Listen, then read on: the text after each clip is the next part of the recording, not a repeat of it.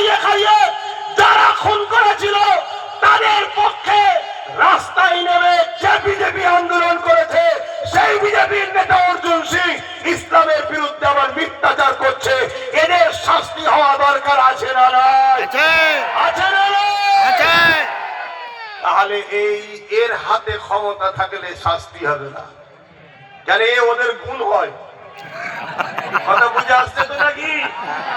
দেখলেন না শুভেন্দুকে ডেকে চা খাওয়াচ্ছিল?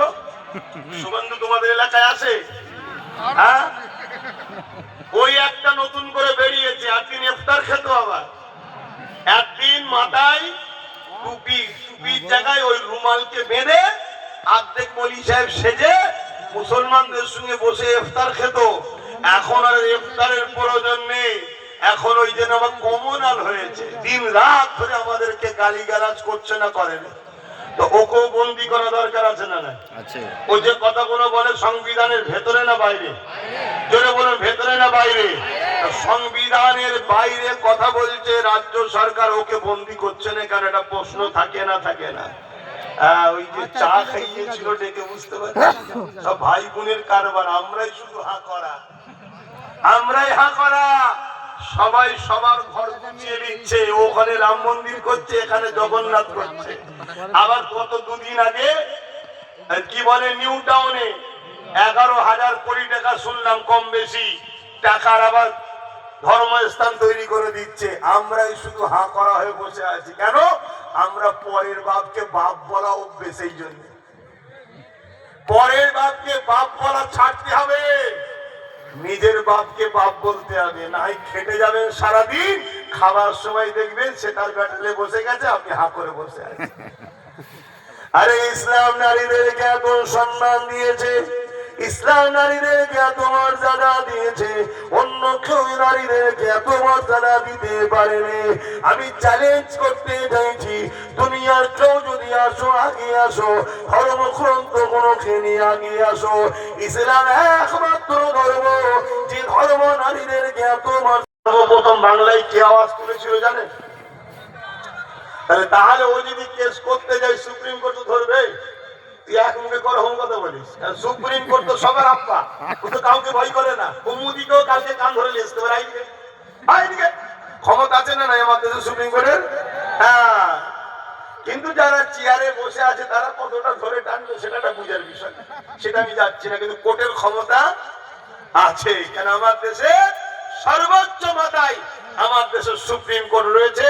আমরা সুপ্রিম কোর্টকে সম্মান শ্রদ্ধা করি। যাক, ফিরে আসছি। কিন্তু কলিকাতার বুকে নবী বংশের আওলা, দাদা পীরের আওলা কলিকাতার বুকে একটা আন্দোলন করতে গিয়েছিল। সেই আন্দোলনে তাকে ধরে 42 দিন জেলে দিতে পারলো রাজ্য পুলিশ।